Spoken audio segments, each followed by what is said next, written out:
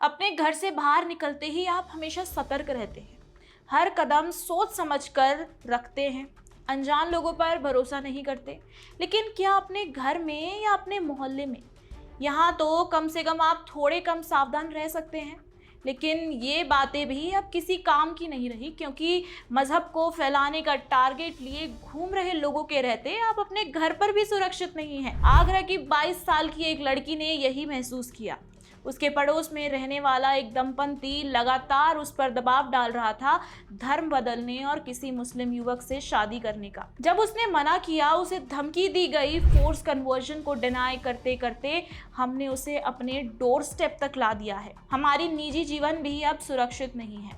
और सवाल यही उठता है, ऐसे हालात में समाज और प्रशासन की भूमिका क्या होनी चाहिए। नमस्कार, मैं हूं शताक्षी और आप देख रहे हैं दी पैम्फलेट।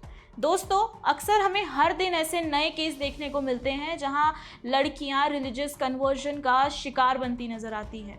ये कोई पहला केस नहीं है। आगरा के ट्रांस यमुना इलाके में 22 साल की लड़की जब 14 सितंबर को अपने घर में अकेली थी, उसकी मां घर पर नहीं थी, उस वक्त बंदूक खान ने इस्लाम में कन्वर्टेड अपनी पत्नी शीला के साथ आकर पीड़ित लड़की को इस्लाम कबूल करने, मेनली एक मुस्लिम युवक से शादी करके इस्लाम में कन्वर्ट करने के लिए पहले कन्विंस और फिर फोर्स करने लगा। इस दौरान लड़की को डराया गया, गालियां दी गई और जान से मारने की धमकी भी दी गई। बाद में उसके परिवार ने पुलिस को शिकायत रिपोर्ट कराई। अब आप ही खुद सोचिए, एक लड़की जो सिर्फ 22 साल की है, उसके साथ ऐसे करने वाले बंदूक खान के पास किस लेवल का मोटिवेशन रहा होगा।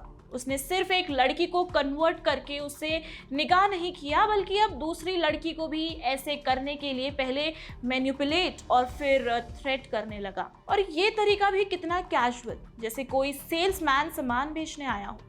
बस फर्क इतना कि सेल्समैन जान से मारने की धमकी नहीं देता, लेकिन सिमिलैरिटी यही कि जिस प्रकार सेल्समैन पर अपना टारगेट पूरा करने का दबाव होता है, उसी तरह से बंदूक खान जैसे लड़कों पर भी कन्वर्जन और निकाह करवाने का प्रेशर उनके पावर सेंटर से आता है। ये कहने का कारण है कि ये पहला केस नहीं है। ऐसे कई केसेस हमें बीते दिनों देखने को मिले हैं, जहां तस्वीर साफ है, जो दिखाती है कि ये एक आइसोलेटेड इंसिडेंट नहीं, बल्कि लगातार दोहराई जाने वाली कहानी है। लगभग 1 महीने पहले केरल के कोठामंगलम में एक 23 वर्षीय लड़की ने आत्महत्या कर ली थी और एक नोट छोड़ा था जिसमें साफ लिखा था कि उसका प्रेमी उस पर लगातार धर्म बदलने का दबाव बना रहा था। आपको बता दूं, इस लड़की का बॉयफ्रेंड रमीज इस्लाम को मानने वाला था और वही लड़की के छोड़े हुए नोट के आधार पर पुलिस ने रमीज के खिलाफ भारतीय न्याय संहिता एक्ट के अंदर आत्महत्या के लिए उकसाने का मामला दर्ज किया था, जिसमें झूठे विवाह वादे करके उस लड़की के साथ शारीरिक संबंध बनाए गए थे। ये केरल स्टोरी कोई पर्सनल त्रासदी नहीं है, बल्कि ये पूरी तरीके से दिखाती है कि किस तरह से इमोशनल और मेंटल प्रेशर बनाकर किसी लड़की की कन्वर्ट करने के लिए इस कदर प्रेशराइज किया गया कि उसने अपनी जान देना ही ज्यादा बेहतर समझा। वही अभी जुलाई 2025 में भी सेम केस देखने को मिला, जहां आगरा पुलिस ने एक बड़े धर्म परिवर्तन रैकेट का भांडाफोड़ किया। पुलिस के मुताबिक ये गिरोह लड़कियों को टारगेट करके पहले उन्हें दोस्ती के लिए रेडी करता, फिर रिश्तों के नाम, शादी के झूठे वादे कर उन लड़कियों पर धर्म परिवर्तन का दबाव बनाते थे। जहां लड़कियां धर्म परिवर्तन के लिए मना करती तो लड़कियों को ब्लैकमेल करने लगते थे। इस पूरे ऑपरेशन को पुलिस ने आईएसआईएस स्टाइल बताया, क्योंकि इसका तरीका बिल्कुल आतंकवादी संगठन की तरह था, जहां पहले लड़कियों की मानसिक विचारधारा बदली जाती और इमोशनली उन्हें वल्नरेबल बनाया जाता था, फिर वहीं से ब्रेन वॉश करना और अंत में जबरन धर्म परिवर्तन कराना। जब इसकी जांच हुई तो पता चला कि इस नेटवर्क के तार पाकिस्तान और कश्मीर तक जुड़े हुए थे, जिससे साफ होता है कि ये कोई साधारण लोकल गिरोह तो बिल्कुल नहीं था, बल्कि संगठित और इंटरनेशनल लेवल पर फैला हुआ नेटवर्क था। दोस्तों, ऐसे इतने केस हैं कि लड़कियों को मैनिपुलेट और थ्रेट करके पहला उनका यौन शोषण किया जाता है, फिर उन्हें धर्म परिवर्तन के लिए ब्लैकमेल करते हैं।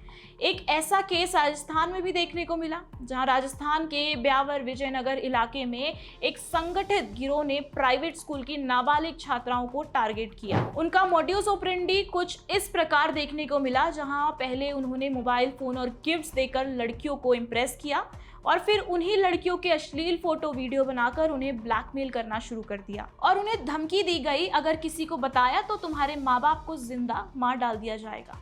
जो बच्ची गिफ्ट्स और फोन के हुक में फंस जाए वो समझदार नहीं होगी, होशियार भी नहीं होगी।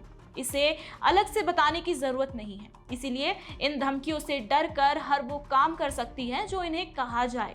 और इसी तरह ये गिरोह लड़कियों पर प्रेशर बनाता था कि ये और लड़कियों से दोस्ती करें जिनसे इनकी नेटवर्किंग बढ़ती रहे।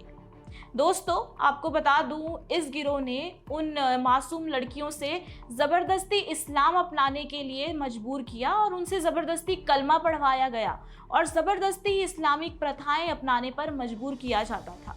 जैसे ही ये घटना सामने आई, लोगों ने चीज़ों को समझना शुरू किया और पुलिस तक ये खबर पहुंचाई गई। साफ तौर पर देखा जाए तो ये सिर्फ एक बड़ा अपराध ही नहीं बल्कि एक बड़े सिंडिकेट का काम है, क्योंकि लड़कियों का शोषण, उन्हें धमकाना, उन्हें लालच देना, अगर वो ना माने उनके घर परिवार वालों को जान से मार देने की धमकी देना, ये एक 2 या 4 लोगों का काम नहीं है। आगरा, केरल, राजस्थान के केस साफ करते हैं कि ये सिर्फ व्यक्तिगत अपराध नहीं है बल्कि संगठित और कभी कभी अंतर्राष्ट्रीय नेटवर्क वाले गिरोह भी इस तरह की घटनाओं में शामिल हैं। ऐसा सोचने की कोई ज़रूरत नहीं कि ये सब किसी अन्य शहर में हो रहा है। आपका शहर, आपका गांव अलग नहीं है। आपके आसपास भी ऐसा कुछ हो रहा होगा जिसे देखने या जिसके प्रति सतर्क रहने की हम सबको ज़रूरत है। धन्यवाद।